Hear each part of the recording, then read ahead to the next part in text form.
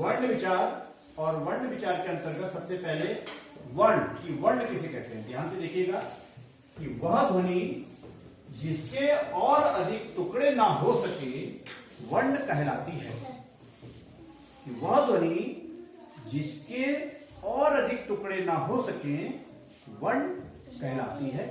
और इसी से वर्ण के बारे में आपको ये भी जानकारी होनी चाहिए कि भाषा की सबसे छोटी इकाई वर्ण होती है। कि भाषा की सबसे छोटी इकाई वर्ण होती है जिसके और अधिक टुकड़े नहीं किए जा सकते हैं। तो वर्ण के बारे में ये आपको जानकारी होनी चाहिए। और वर्णमाला कि वर्णों का क्रमबद्ध समूह को वर्णमाला कहते हैं, या वर्णों का क्रमबद्ध समूह वर्णमाला कहलाता है। यह आपको मालूम होना चाहिए। अब देखिए, हिंदी वर्णमाला में 52 वर्ण होते हैं। हिंदी वर्णमाला में कितने वर्ण होते हैं? 52 वर्ण होते हैं। और वर्णों को 2 भागों में विभाजित किया जाता है, स्वर और व्यंजन।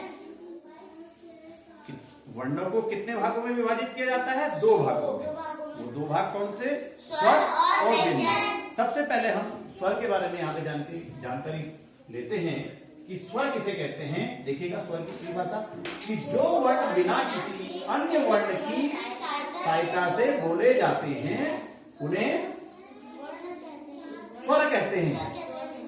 कि जो वर्ण बिना किसी अन्य वर्ण की सहायता से बोले जाते हैं स्वर कहलाते हैं। स्वरों का उच्चारण स्वतंत्र रूप से होता है। ये भी आपके मालूम होना चाहिए कि स्वरों का उच्चारण स्वतंत्र रूप से होता है और स्वरों की संख्या 11 होती है। बहुत ही महत्वपूर्ण है, हमेशा बार बार पूछा जाता है कि स्वरों की संख्या कितनी होती है? 11 होती है। और 11 स्वर कौन कौन से होते हैं? अ, आ, इ, ई, उ, री, ए, आई, ओ, औ। ठीक है, ये क्या है? 11 क्या होते हैं? स्वर। अब देखिएगा स्वर में भी कि उच्चारण की दृष्टि में स्वरों को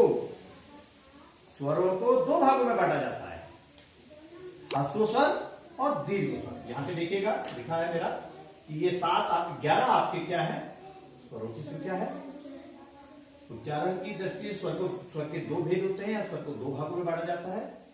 ह्रस्व स्वर, अब आपको ह्रस्व स्वर जानना बहुत जरूरी कि ह्रस्व स्वर किसे कहते हैं। तो कि जिन स्वरों के उच्चारण में कम समय लगता है उन्हें ह्रस्व स्वर कहते हैं।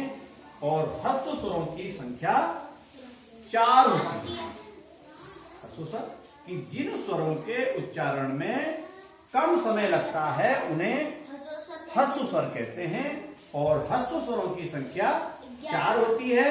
और 4 अ, इ, उ और री, ये 4 आपके क्या हैं? ह्रस्व स्वर है। अ, इ, उ, री, ये 4 ह्रस्व स्वर। अब आते हैं दीर्घ स्वर में। दीर्घ स्वर किसे कहते हैं? कि जिन स्वरों के उच्चारण में ह्रस्व स्वर की अपेक्षा अधिक समय लगता है उन्हें दीर्घ स्वर कहते हैं। और दीर्घ स्वरों की संख्या कितनी होती है? 7 होती है। देखो 4 तो हमारे ह्रस्व स्वर हुए और 7 हमारे दीर्घ स्वर हुए। ह्रस्व स्वर 4, दीर्घ स्वर 7, तो इनकी संख्या कितनी हो गई? 11। दीर्घ स्वरों की संख्या 7 होती है। कौन कौन सी होती हैं? ये आप देखिएगा, आ, ई, उ, ए, आई, ओ, औ। अब आप देखेंगे दीर्घ स्वर में कम समय, दीर्घ स्वर में ह्रस्व स्वर की अपेक्षा अधिक समय लगता है। ह्रस्व स्वर ओ और दीर्घ स्वर आ। तो आप देख रहे हैं कि अ के उच्चारण में और आ के उच्चारण में अधिक समय किसमें लग रहा है?